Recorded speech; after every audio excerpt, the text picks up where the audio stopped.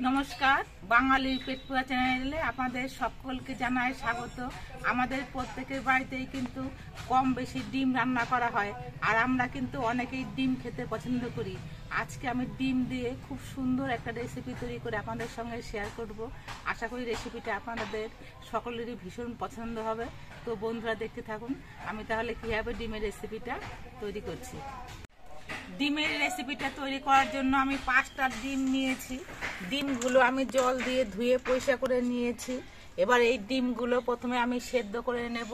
তার জন্য আমি কড়াইতে ডিমগুলো দিয়ে দিচ্ছি।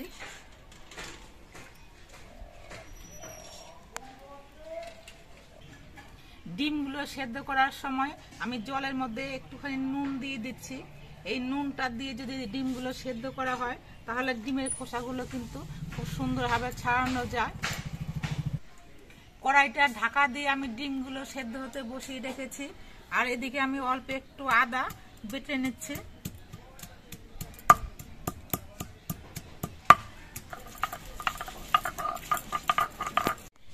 আজকে আমি ডিমের রেসিপিটা কিন্তু গুঁড়ো মশলা দিয়ে রান্না করব।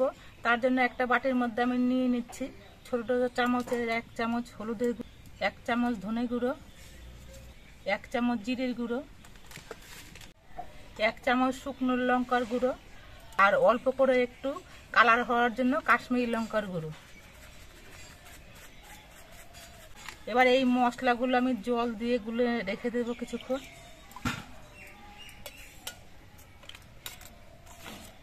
গুঁড়ো মশলা দিয়ে যদি রান্না করা হয় তাহলে যদি কিছুক্ষণ আগে গুলে রাখা হয় তাহলে কিন্তু রান্নাটা খুব ভালো হয়। কড়াইয়ের ঢাকনাটা খুলে নিচ্ছি। ডিমগুলো কিন্তু সেদ্ধ হয়ে গেছে। এবার এই ডিমগুলো আমি নামিয়ে নিচ্ছি।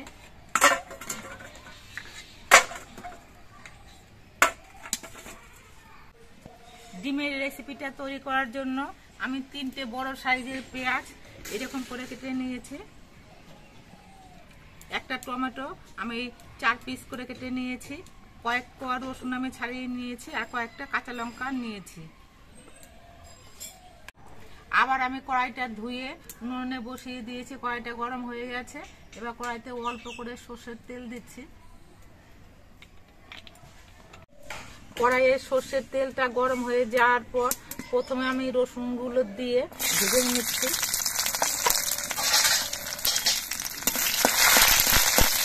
রসুনটা কিন্তু আমি খুব লাল করে ভাজবো না, আমি হালকা করে ভেজেই তুলে নিচ্ছি। এবার এই তেলের মধ্যে দিয়ে পেঁয়াজগুলো ভেজে নিচ্ছি।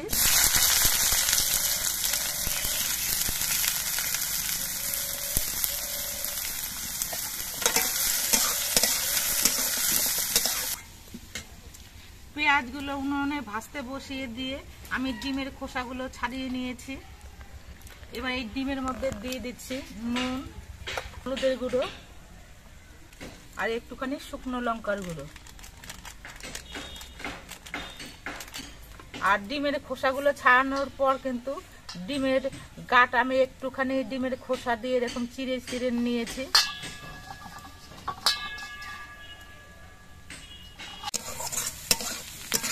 পেঁয়াজগুলো কিন্তু ভাজা হয়ে গেছে।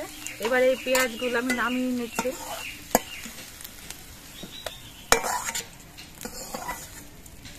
এবার এই কড়াইয়ের মধ্যে দিয়ে আমি কাঁচা লঙ্কাগুলো ভেজে নিচ্ছি। এইভাবে সবকিছু ভেজে নিয়ে যদি ডিমের রেসিপিটা তৈরি করা হয় তাহলে ডিমের রেসিপিটা খেতে কিন্তু ভীষণই ভালো হবে। কাঁচা লঙ্কাগুলো ভাজা হয়ে গেছে, এটা আমি নামিয়ে নিচ্ছি। এবার টমেটোটাও ভেজে নিচ্ছি।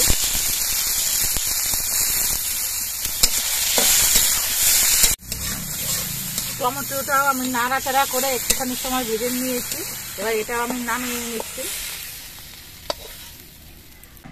ভেজে নেওয়া পেঁয়াজ, রসুন, কাঁচা লঙ্কা এগুলো কিন্তু ঠান্ডা হয়ে গেছে।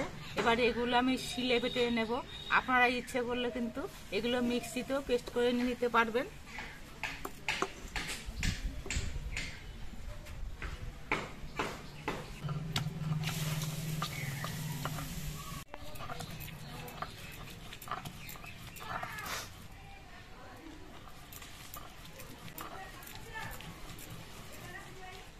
সবকিছু বেটে নেওয়া হয়ে গেছে।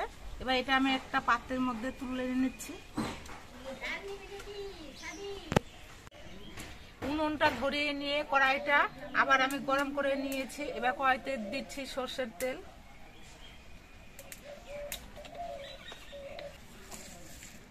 কড়াইয়ে সর্ষের তেলটাও গরম করে নিতে হবে। তেলটা বেশ ভালো মতো গরম হয়ে গেছে। এবার তেলের মধ্যে ডিমগুলো দিয়ে আমি ডিমগুলো ভেজে নিচ্ছি।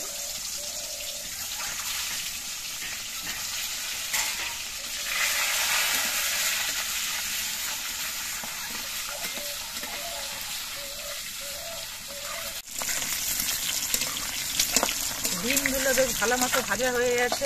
এবার ডিমগুলো আমি নামিয়ে নিচ্ছি।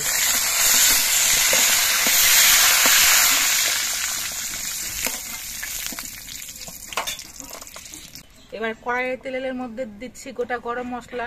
এর মধ্যে এলাচ, দারচিনি, লবঙ্গ সবই আছে। এগুলো একটুখানি ভাজা হয়ে যাওয়ার পর এর মধ্যে আমি আদা বাটা দিচ্ছি।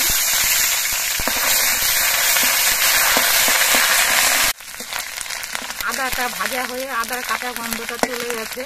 এবার এর মধ্যে আমি বাটির মধ্যে যে মশলাগুলো গুলে রেখেছিলাম সেই মশলাটা দিয়ে দিচ্ছি।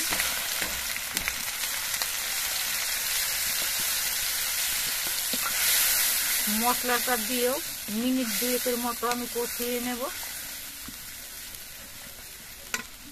একটা বাটির মধ্যে আমি 3 চামচ পরিমাণ টক দই নিয়েছি। এই টক দইটা আমি একটুখানি সময় ফুটিয়ে নিচ্ছি। মশলাটা কষিয়ে নেওয়ার পর মশলা থেকে দেখুন তেল ছেড়ে দিয়েছে। এবার এর মধ্যে দিয়ে দিচ্ছি আমি যে পেঁয়াজ রসুন ভেজে বেটে নিয়েছিলাম সেগুলো। এবার এগুলো দিয়েও একসঙ্গে কষিয়ে নিতে হবে। এবার এর মধ্যে দিয়ে দিচ্ছি পরিমাণ মতো নুন।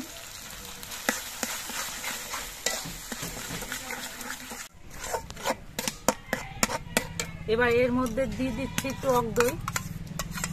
টক দইটা দিয়ে কিন্তু আস্তে আস্তে জাল দিতে হবে, না হলে কিন্তু দইটা কেটে যেতে পারে। আর দিচ্ছি অল্প করে একটু কসুরি মেথি। কসুরি মেথিটা আমি একটুখানি হাত দিয়ে এরকম ভাবে ডলে দিচ্ছি।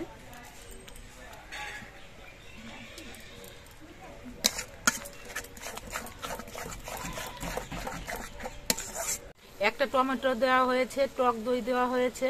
এগুলো দেওয়ার কারণে যাতে কোনো টক ভাব না হয় তার জন্য আমি অল্প করে একটু চিনি দিচ্ছি। চিনিটা দিয়ে নেড়ে চেড়ে মিশিয়ে নিতে হবে। আর এইভাবে কিন্তু কিছুক্ষণ কষিয়ে নিতে হবে।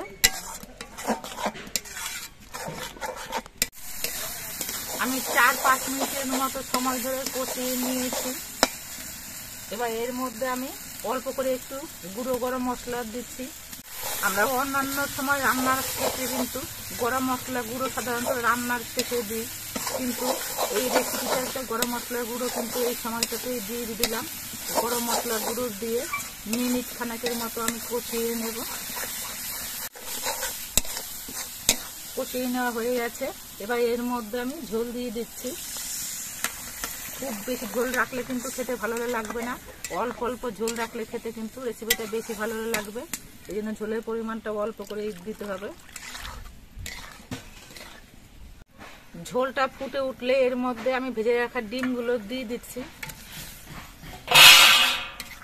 ডিমটা দিয়ে নেড়ে চেড়ে মিশিয়ে আমি একটা ঢাকনা দিয়ে ঢেকে দিচ্ছি।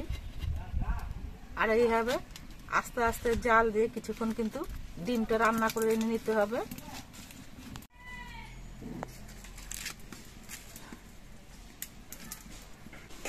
3-4 মিনিট পর আমি কড়াইয়ের ঢাকনাটা খুলে নিচ্ছি আর একবার নেড়ে চেড়ে দিচ্ছি। ডিমের রেসিপিটা কিন্তু এখনো সম্পূর্ণ তৈরি হয়নি, আরো একটুখানি আমি ঝোল শুকিয়ে নেব। ডিমের ঝোলটা দেখুন রান্না হতে হতে কতটা ঘন হয়ে গেছে। আমার ডিমের রেসিপিটা সম্পূর্ণভাবে তৈরি হয়ে গেছে।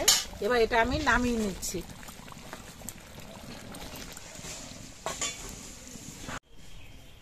রেসিপিটাতে দেখুন কত সুন্দর দেখতে হয়েছে আর কত লোভনীয় হয়েছে। আর রেসিপিটা খেতে কিন্তু ভীষণই ভালো হয়। আপনারা দেখতে পেলেন আমি কিভাবে ডিমের রেসিপিটা তৈরি করলাম। আপনারা প্রত্যেকেই বাড়িতে খুব সুন্দর সুন্দর করে ডিমের রেসিপি তৈরি করে থাকেন, তবে একদিন আমার মতো করে এইভাবে ডিমের রেসিপি তৈরি করে খেয়ে দেখবেন। আশা করছি আপনাদের খেতে ভীষণই ভালো লাগবে, আর বাড়ির সকলেই কিন্তু খেয়ে ভীষণই খুশি হবে।